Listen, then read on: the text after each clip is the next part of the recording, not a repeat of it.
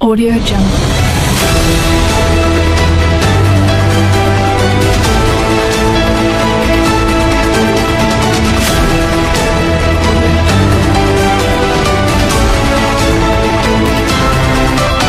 गुलाम फारूक अवान साहब मौजूद है हमारे साथ और इनसे हम गुफ्तगू करते हैं। अस्सलाम वालेकुम। जी वालेकुम अस्सलाम, कैसे हैं? अल्लाह पाक की रहमत आप खैरियत से। अल्हम्दुलिल्लाह, अल्लाह ताला आपको सर, बहुत खैर से रखे। पहले आप अपने खानदान के पस मंज़र के बारे में आगाह करें। बहुत शुक्रिया, कुछ तारुफ तो आपने करवा दिया। ख़ानदान के हवाले से आपने इरशाद फरमाया तो मेरा ताल्लुक रावलपिंडी ज़िला से है, पोठवारियों में, और तहसील कोटा में एक यूनियन काउंसिल होतला है और वो मेरा गांव भी ख़ास होतला है। मेरे दादा ज़ैलदार थे सरदार नामू Khan,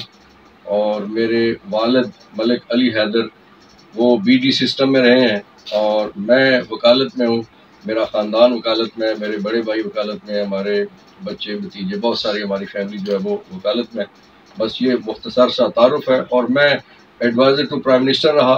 additional advocate general Punjab रहा, और additional attorney general for Pakistan रहा। सर, इब्तदाई तालीम के साथ आला तालीम के बारे में आप बताएं। इब्तदाई तालीम मेरी, जिस तरह से हम देहाती बैकग्राउंड वाले लोग हैं, मैं इब्तदाई तालीम जो है प्राइमरी वाली वो अपने गांव होतला में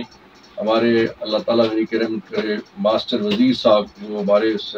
छोटे से स्कूल के हेडमास्टर थे। मेरे वालिद साहब मोहतरम के वो बहुत दोस्त भी थे, बड़े पढ़े लिखे आदमी थे, तो उनके ज़ेर साया वहाँ से 5वीं जमात तक मैं वहाँ पढ़ा, और उसके बाद फिर मैं इस्लामाबाद आ गया, और फिर जो बाकी तालीम है वो इस्लामाबाद में रह के मैंने हासिल की है। इस दौरान मैंने मास्टर्स भी किया है इस्लामिक स्टडीज़ में, और लॉ किया, और फिर प्रैक्टिस में हूँ। सर माशाल्लाह, आप आला तालीम याफ्ता तजर्बेकार प्रोफेशनल कानूनदान हैं। माजी और मौजूदा निज़ाम तालीम के बारे में आपकी क्या राय है? मैं समझता हूँ कि जिस वक्त में जिन हालात में हमने तालीम हासिल की है, उस वक्त में और आज के हालात में बहुत ज़्यादा ज़मीन आसमान का फ़र्क पड़ चुका है। हमारे दौर में ये होता था कि जो सरकारी इदारे थे, स्कूल थे, कॉलेज थे, यूनिवर्सिटीज़ थी, उनमें दाखिला ज़रा मुश्किल होता था, और जो लोग वहाँ पे दाखिला नहीं ले सकते थे किसी भी वजह से, तो वो फिर प्राइवेट इंस्टीट्यूशन में जाते थे। जो प्राइवेट स्कूल कॉलेजेस थे उन्हें कोई अच्छी नज़र से उस वक्त नहीं देखा जाता था। लेकिन अब जो फ़र्क पड़ा है वो ये है कि सरकारी इदारों का वो स्कूल हो, कॉलेज हो या यूनिवर्सिटी में पहुँच के थोड़ी सी सूरत हाल और होती है। स्कूल कॉलेज का जो सरकार की उनका कोई हाल नहीं है, उस तरफ तवज्जो कोई नहीं है, और प्राइवेट इंस्टीट्यूशन जो फल फूल रहे हैं, और वो कोई यूनिवर्सिटी ऑफ लंदन से एफिलिएटेड है, कोई किसी और शहर से एफिलिएटेड है, कोई किसी और बैनुल अक़वामी यूनिवर्सिटी से एफिलिएटेड है। तो इसलिए एक जुल्म की बात यह है कि आम आदमी के लिए पाकिस्तान में तालीम बहुत महंगी भी कर दी गई है। हमारे दौर में मुझे याद है जुल्फ़िकार अली भुट्टो साहब का दौर था, जब हम कॉलेज से पहले स्कूल के दौर की बात करता हूँ, 10 पैसे का टिकट होता था, GTS बस में स्टूडेंट सवारी करते थे, और बस इस तरह से फ़ीस भी, उसे फ़ीस नहीं कहा जाता था बल्कि चंदा कहते थे, और वो चंद रुपए होते थे। लेकिन अब यह है कि बहुत मुश्किल तालीम कर दी गई है प्राइवेट इदारों की वजह से। मैं ये समझता हूँ कि सबसे ज़्यादा ज़रूरत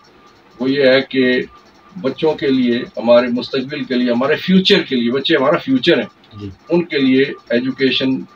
का हुसूल आसान बनाया जाना ये प्रायोरिटी होनी चाहिए। लेकिन बदकिस्मती है कि हमारा जो बजट होता है, एनुअल जो बजट है, उसमें सबसे जो कम पैसे रखे जाते हैं वो एजुकेशन के लिए रखे जाते हैं। सर माशाल्लाह, आपका ख़ानदान कानून से है, वाबस्ता है। सवाल ये है कि आपको शोबा कानून की तरफ आने का ख्याल कैसे आया? सच्ची बात यह है कि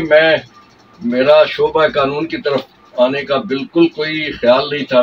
जब मेरे एक दोस्त, बल्कि इस वक्त वो हम 2 दोस्त थे, वो बड़े अच्छे रैंक से फौजी रिटायर होके आए हैं, तो जब हम फर्स्ट ईयर सेकंड ईयर में थे तो ISSB की तैयारी कर रहे थे, तो मुझे टाइफाइड हो गया, और उसकी वजह से वो 2-2.5 महीने में चारपाई पे रहा। उसकी वजह से मेरा वो सिलसिला रह गया, और मैं फ़ौजी बनते बनते फिर बाद में ख़ानदान में, चूँकि भाई साहब, बड़े भाई साहब थे डॉक्टर बाबर रहमान साहब, उनको देखते हुए तहरीस हुई, और उसमें उनका भी बड़ा रोल था मुझे इस तरफ लाने में। उन्होंने भी मोटिवेट किया। एक स्टेज ऐसी आई थी कि ग्रेजुएशन के बाद मुझे اس وقت وہ زرعی ترقیاتی بینک ADBP جو تھا اس میں میری ایک سروس بڑی اچھی ہو گئی تھی بڑے اچھے پیکج کے ساتھ، لیکن وہ اس میں نے سروس جوائن کرنے کی بجائے میں پھر لا کی طرف گیا، اور آج الحمدللہ ثم الحمدللہ میں خود بھی اور میرے بچے بھی اسی فیلڈ میں آئے ہیں۔ سر سول کورٹ سے لے کر سپریم کورٹ تک کا سفر کیسے محسوس کرتے ہیں آپ، اور اس ادوار میں آپ کی رہنمائی کن شخصیت نے فرمائی؟ میں یہ سمجھتا ہوں کہ سول کورٹ سے لے کر سپریم کورٹ تک کا سفر، بہت خوبصورت سوال آپ نے یہ کیا ہے۔ اس میں جو سب سے زیادہ رہنمائی ہوتی ہے وہ اللہ کے بعد آپ کے والدین۔ میرے چونکہ والد صاحب میں بہت چھوٹا تھا، اسکول میں تھا تو ان کی وفات ہو گئی تھی۔ ہماری والدہ محترمہ بہت باہمت خاتون تھی، اللہ تعالیٰ انہیں غریق رحمت کرے، تو انہوں نے بہت زیادہ حوصلہ افزائی کی۔ پھر اس کے بعد میرے برادران، خاص طور پہ میں نے بھائی صاحب کا نام لیا ہے کہ وہ چونکہ پہلے سے اس پروفیشن میں تھے، میں نے انہی کے ساتھ عملی طور پہ وکالت شروع کی۔ لیکن میری جو اپرینٹس شپس کے لیے جو دستخط ہو کے جاتے ہیں وہ پاکستان کے اٹارنی جنرل جناب مولوی انوار الحق صاحب کی دستخطوں سے میری اپرینٹس شپ ہوئی تھی، اور میں نے اپنے ہی چیمبر میں وکالت کی، اور الحمدللہ ثم الحمدللہ آج آپ کے سامنے جو صورتحال ہے۔ سر سول میٹر کے ساتھ آپ نے کن مقدمات میں پریکٹس کی؟ میں سول کا آپ نے سوال پوچھا ہے، بیسیکلی ہمارا جو چیمبر کی شناخت تھی ہے وہ کرمنل سائڈ اور کانسٹیٹیوشنل سائڈ، لیکن میں چونکہ انڈیپینڈنٹ وکالت اب اپنا چیمبر ہے میرا GFALO کے نام سے، غلام فاروق عوام لا آفیسز، تو اس میں ہمارے ایسوسیٹس بھی ہیں اور اس میں میرے صاحبزادے بھی ہیں۔ اب ہم civil side, criminal side, family side, constitutional side, revenue, یہ سارا ملا جلا ہم کام کرتے ہیں، اور الحمدللہ ثم الحمدللہ اب بھی ہے کہ چونکہ سینئر ہو۔ الزام کیا تھا کہ بینچز بنوائے جاتے ہیں اور ججز بٹھائے جاتے ہیں، ججز اٹھائے جاتے ہیں اور اپنی مرضی کے معاملات جو ہے کیے کروائے جاتے ہیں۔ میں اس مرحلے پہ میں اپنی اسی بار کے ایک سابق جج جناب جسٹس عباد الرحمان لودھی، ان کا حوالہ دینا چاہوں گا ضرور، کہ وہ ان کا کہنا یہ ہے کہ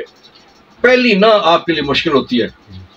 کہ پہلی نہ آپ کریں اس کے بعد پھر آپ کے لیے آسانی ہو جاتی، پھر لوگ آپ کے نزدیک نہیں آتے، لیکن جو پہلی نہ نہیں کر سکتے ان کے لیے بہت مشکلات ہوتی ہیں۔ ٹھیک ہے، ان کے لیے یہ دنیا اور دنیا داری میں بہت سارے رستے ان کے لیے کھلتے ہیں، ان کے لیے ریٹائرمنٹ کے بعد بھی خوبصورت سبز ہرے بھرے باغ ان کو ملتے ہیں جو پھل بوٹوں سمیت ہوتے ہیں، لیکن یہ ہے کہ آخرت تباہ کر لیتے ہیں اور اپنا نظام تباہ کرتے ہیں اور ریاست تباہ کرتے ہیں اور عدلیہ کا سسٹم وہ تباہ کرتے ہیں۔ میں یہ سمجھتا ہوں جو 6 ججز نے اس وقت خط لکھا ہے، یہ کوئی اچانک ایسے نہیں ہوا کہ ایک دن میں ان کو کوئی خیال آ گیا اور انہوں نے اٹھ کے خط لکھ لیا کسی کے فیور میں یا کسی کی مخالفت میں۔ انہوں نے ایک پچھلی تاریخ بیان کی اپنے اسلام آباد ہائی کورٹ کی بھی اور اسلام آباد کی عدلیہ کی بھی، جو لارڈ جوڈیشری ہے، کہ کس انداز سے کہ ایک جج صاحب نے، اب تو نام سارے آ چکے، کہ انہوں نے کہا کہ آپ نے جب تک PTI کے چیئرمین کے کیس کا فیصلہ نہیں کرنا، بلکہ اب تو عمران خان صاحب نے جیل میں خود صحافیوں سے بات کی ہے کہ فلانے جج نے مجھے کہا کہ جب تک فیصلہ میں نہیں کروں گا اس وقت میں اپنے بیٹے کا ولیمہ نہیں کر سکتا۔ تو عمران خان صاحب کہتے ہیں کہ میں نے جج صاحب سے کہا یار میرا مقدر تو جیل ہے، میں نے تو یہیں رہنا ہے، تم فیصلہ کرو اور جاؤ اپنے بچوں کی خوشیاں دیکھو۔ اور اسی انداز سے پھر آپ نے دیکھا کہ کس طرح فیملی ممبرز کو اٹھایا گیا اور ان کے ساتھ ان کو بجلی کے کرنٹ لگائے گئے، اور پھر اور جو ساری چیزیں ججز نے اپنے ساتھ برتاؤ جو کچھ ہے وہ انہوں نے بتایا کہ کس انداز سے ہمیں تھریٹ کیا جاتا تھا۔ میں یہ سمجھتا ہوں کہ اب 6 ججز کے بعد جو چاروں طرف سے، ہم چونکہ صبح دوپہر شام جج اور وکیل ایک ہی چیز ہوتے ہیں، بار بینچ ایک گاڑی کے 2 پہیے ہم کہتے ہیں، تو اب جو اس وقت میں یہ سمجھتا ہوں کہ جو آواز اتنے بڑے پیمانے پہ، اور پورا ہائی کورٹ کہہ لیا آپ، اسلام آباد کا پورا ہائی کورٹ اس وقت چیف پر ہے اپنے ساتھ ہونے والی زیادتی، بلکہ سسٹم کے ساتھ ہونے والی زیادتی کے حوالے سے، تو اب یہ ہے کہ یہ صدا ایسی ہے، یہ وسل بلوئنگ سب سے بڑا مسئلہ تھا کہ بلی کے گلے میں گھنٹی ڈالنی کس نے ہے۔ میں یہ سمجھتا ہوں کہ بلی کے گلے میں انہوں نے گھنٹی ڈال دی ہے، اب یہ بلی قابو آ جائے گی۔ سر عدلیہ کے موجودہ حالات، افواہیں گردش کر رہی ہیں کہ عدلیہ کی آزادی اور حالات پر کوئی سمجھوتا ہونے جا رہا ہے، آپ کی کیا رائے ہے؟ میں یہ سمجھتا ہوں کہ عدلیہ کی آزادی پہ قطعاً کوئی سمجھوتا نہیں ہوگا۔ آپ یاد رکھیے کہ جس طرح سے افتخار چودھری صاحب جب ان کو ہٹایا گیا تھا، استعفیٰ مشرف صاحب نے لیا، اگرچہ افتخار چودھری صاحب کے اور بھی بہت سارے مسائل تھے، لیکن ان کے لیے پوری پاکستان کی جوڈیشری پورے پاکستان کی جو بکلا برادری ہے وہ سر ثانیہ 9 مئی پوری دنیا کے سامنے عمران خان پہ 200 سے زائد کیسز بنانے کی وجہ کیا تھی؟ وجہ سائفر، وہ صرف سائفر، اس میں سارا جواب ہے کہ اس کی وجہ سے کون تنگ تھا، کس نے کہا کہ اس کو ہٹا دو، پھر کون کون اعلی کار بنا، پھر 200 مقدمات تماشا ہی ہے بنائے گئے کہ وہ میں آج صبح کسی کو سن رہا تھا، وہ کوئی پی ٹی آئی کے رہنما کہہ رہے تھے، انہوں نے کہا کہ ایک ہی تاریخ کو میرے اوپر 4 میں بھی مقدمہ ہے، اسلام آباد میں مقدمہ ہے، کوہاٹ میں بھی ہے، بنو میں بھی ہے، اور پتہ نہیں ٹل یا کہاں کا انہوں نے کہا 5-6 نام لیے، یعنی پنجاب میں بھی اور سرحد میں بھی، کہ میں ایسا ٹارزن تھا، ایک ہی تاریخ کو کسی جگہ میں لاٹھی لے کے کھڑا ہوں، کسی جگہ گاڑی پہ ہوں، کسی جگہ میں پسٹل لیے کھڑا ہوں، یہ ایف آئی آروں میں بتایا گیا ہے۔ تو اس طرح کے مقدمات بنائیں گے، وہ ٹھیک ہے، مقدمے بن جاتے ہیں، لوگ تنگ ہوتے ہیں، گرفتار ہو جاتے ہیں، لیکن یاد رکھنے والی بات ہے ہماری عدلیہ، میں نے پہلے کہا کہ ہماری باعزت عدلیہ جو چھوٹے لیول کی ہے، میجسٹریٹ صاحبان ہیں، سیشن ججز ہیں، یہ ریلیف دیتے ہیں اور 100% ریلیف دیتے ہیں۔ سر پی ٹی آئی کے رہنماؤں کو عدلیہ رہائی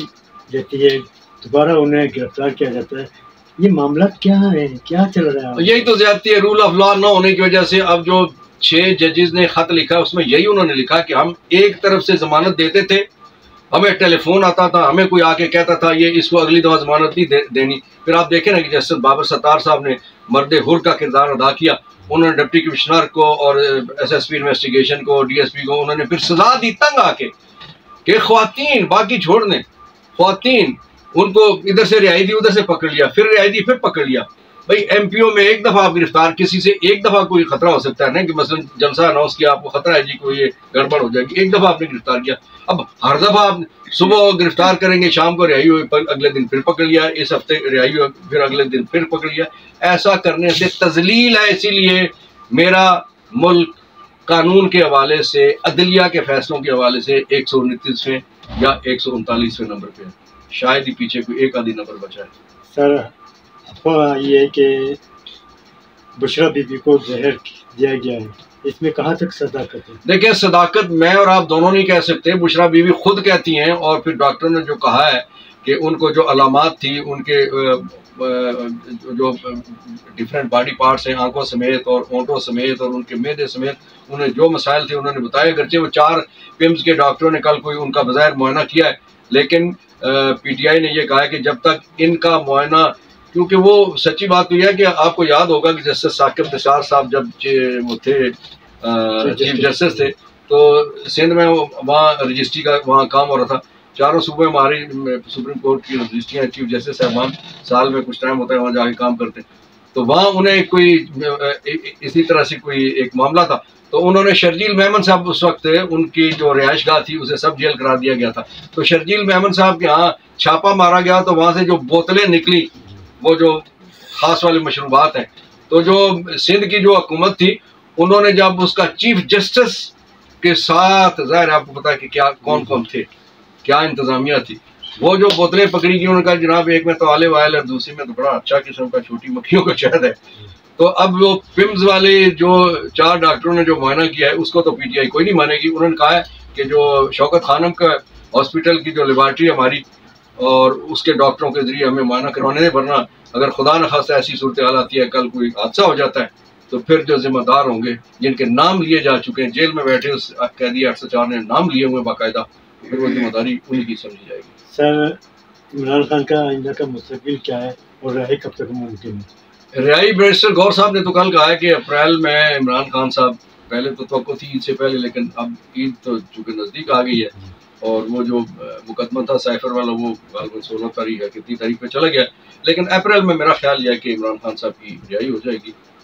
اور جہاں تک بشرا بی بی صاحبہ کے تعلق ہے ان کے خلاف تو کچھ سلسلہ ہے ہی کوئی نہیں، بس وہ عمران خان کو ڈاؤن کرنے کے لیے، اسے پریشان کرنے کے لیے بشرا صاحبہ پہ معاملات ڈالے گئے، ورنہ ان کا تو سیاست سے تعلق واسطہ ہی نہیں۔ بابرکت جو آج کا دن ہے، جمعۃ الوداع بھی ہے، 25ویں رات ہے، طاق راتیں، ہو سکتا ہے لیلۃ القدر والی رات ہو، اور آپ کے چینل کے لیے، پیارے پاکستان کے لیے، پیارے کشمیر کے لیے اور ہم سب کے لیے میں دعا کرتا ہوں کہ اللہ تعالیٰ ہمارا حامی و ناصر اور ہمارے لیے آسانیاں پیدا کرے، اور بالخصوص فلسطینیوں کے لیے اور کشمیر کے لیے اللہ تعالیٰ آزادی کا سبب بنائے۔